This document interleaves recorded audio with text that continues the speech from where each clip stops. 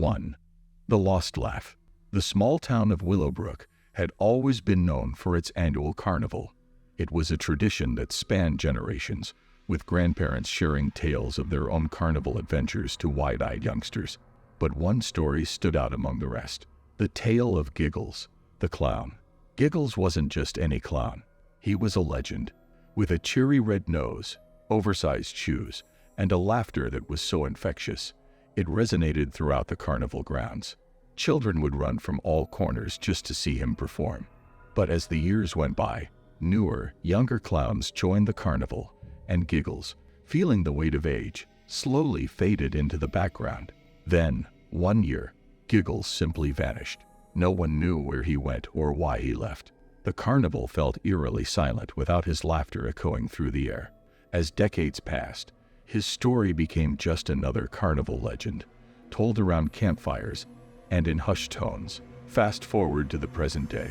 The carnival was back in town, and with it came a new clown named Chuckler. He was good, no doubt, with tricks and jokes that had the crowd in splits. But at night, when the lights dimmed and the crowd dispersed, the carnival workers heard it, a familiar laughter echoing in the distance. It was unmistakable. It was the laughter of Giggles. Old-timers exchanged worried glances. "It can't be," whispered one. "He's been gone for decades." But the laughter continued, night after night. Curiosity got the better of Chuckler, and he decided to investigate. An elderly worker named Mr. Thompson, who had been with the carnival since he was a boy, took Chuckler aside. "There's something you should know," he began, his voice quivering.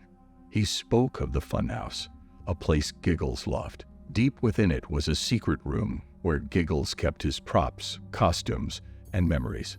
With a lantern in hand, Chuckler and Mr. Thompson ventured into the funhouse.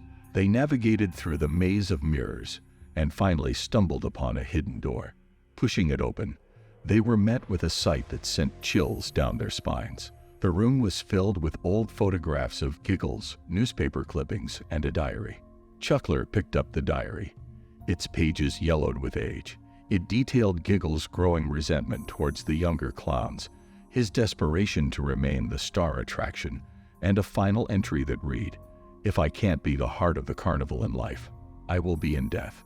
As the weight of the revelation sank in, the room grew cold. The lantern flickered, casting eerie shadows on the walls. And then they heard it, the unmistakable laughter of Giggles. But this time, it was right behind them.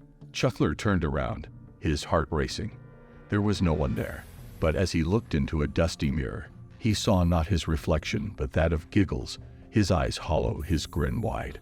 "Join me," the reflection whispered. Panicking, Chuckler and Mr. Thompson raced out of the funhouse. But Chuckler wasn't the same after that night. He became distant, his performances filled with an edge of darkness. And every night, as the carnival lights dimmed, his laughter echoed throughout the grounds, a laughter that was eerily reminiscent of Giggles. The carnival moved from town to town, but the legend of Giggles remained.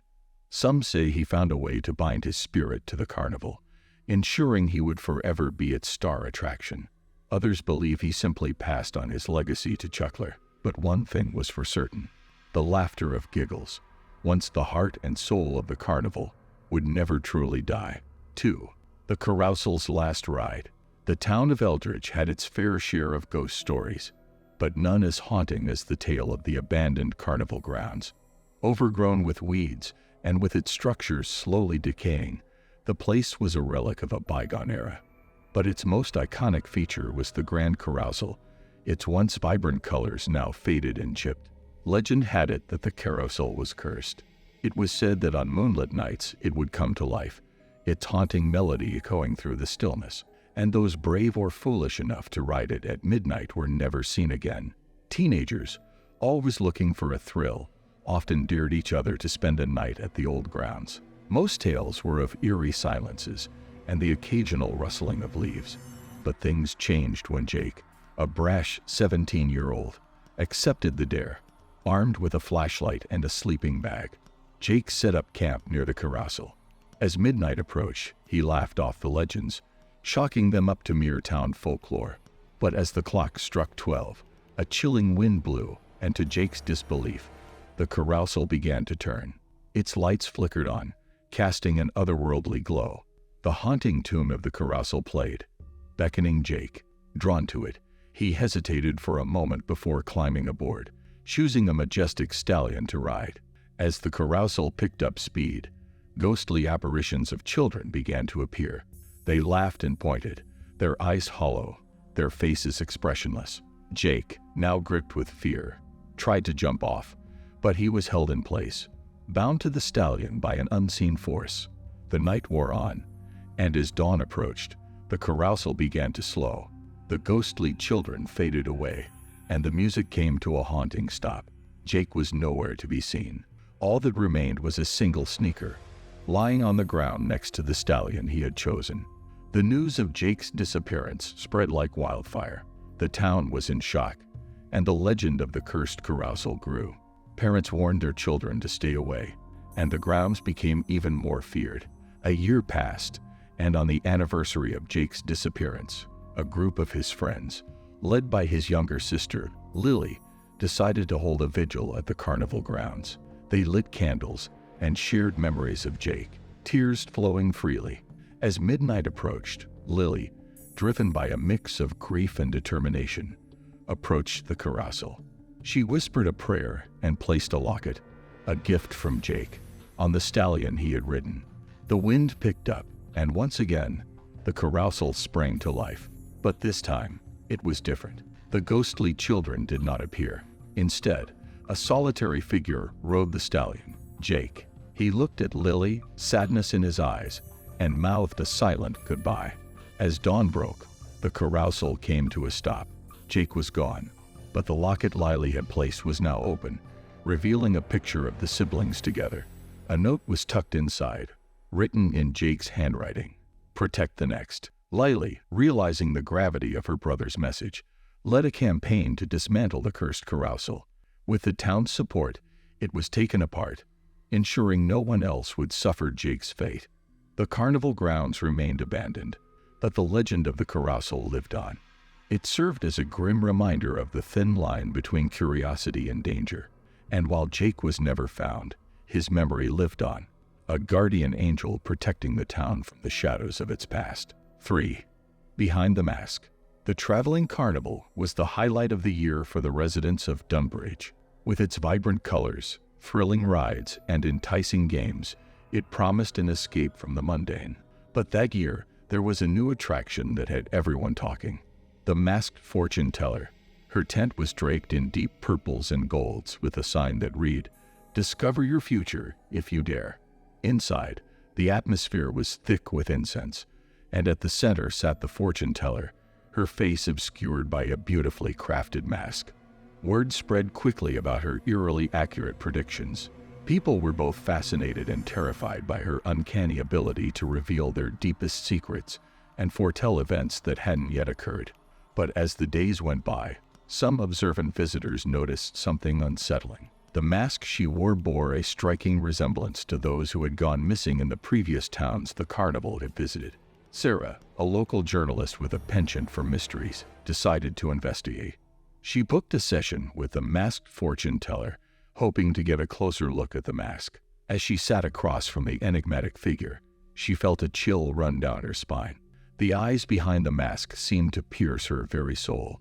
"You seek answers," the fortune teller whispered, her voice melodic yet cold. Sarah nodded, playing along. "Tell me about the mask," she inquired. The fortune teller leaned in, her gaze unwavering. "It's a reflection of the soul," she replied cryptically. Unsatisfied and growing more suspicious, Sarah decided to sneak into the tent after hours. Under the cover of darkness, she carefully made her way inside. To her horror, she discovered a collection of masks, each one more grotesque than the last. And among them, she found photographs of the missing individuals from other towns. Panicking, Sarah tried to leave but was caught by the carnival's ringmaster. He revealed the dark truth. The masks were crafted from the faces of the missing, a twisted ritual that granted the fortune teller her predictive powers. Sarah was bound and gagged, destined to become the next mask. But in a stroke of luck, she managed to send a distress signal to her editor using her phone. The next morning, as the carnival prepared to leave Dunbridge, sirens blared. The police, having received Sarah's message, stormed the grounds. A fierce standoff ensued, but the carnival folk were outnumbered. The masked fortune teller was unmasked, revealing a face scarred by rituals and dark arts. She and the ringmaster were arrested, and the carnival was shut down. Sarah's bravery became the talk of the town. The masks were taken as evidence, a grim reminder of the price of curiosity.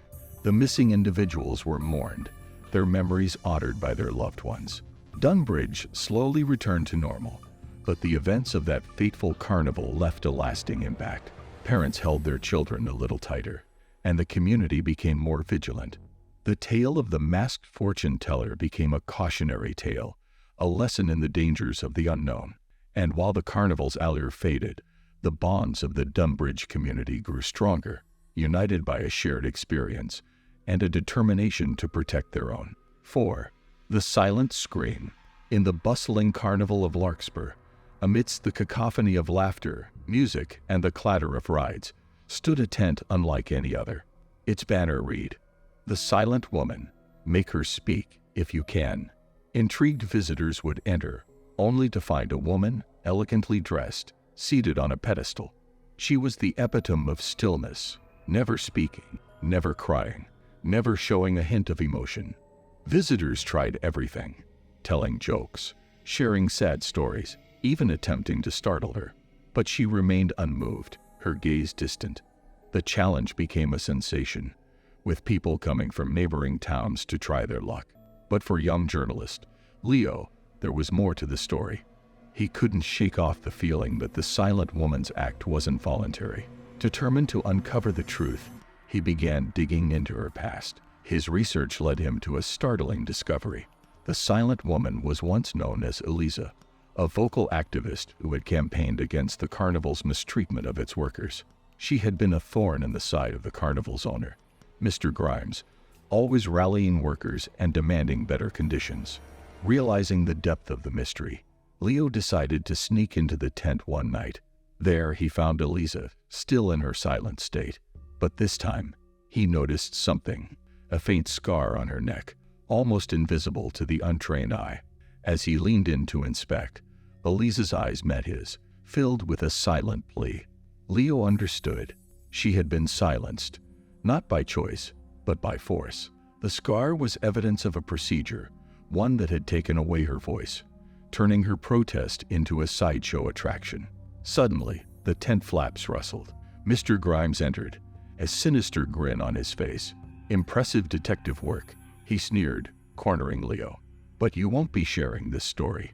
As Grimes advanced, Eliza, fueled by a surge of adrenaline, lunged at him, knocking him off balance. The distraction gave Leo just enough time to escape, pulling Eliza with him.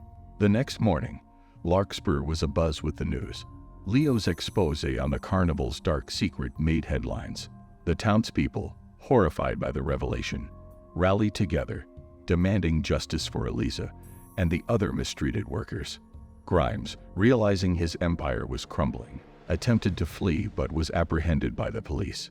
The carnival was shut down, and its workers were freed from their oppressive contracts. Eliza, with the help of the community, underwent a procedure to restore her voice. It was a long and arduous process, but she was determined to speak again. And when she did, her first words were of gratitude to Leo and the town that had become her sanctuary. The story of the silent woman became a symbol of resilience and the power of community. Larkspur transformed, ensuring that no one would ever be silenced again. And as for Leo, he continued his journalistic pursuits, always seeking the truth, always ready to give a voice to the voiceless.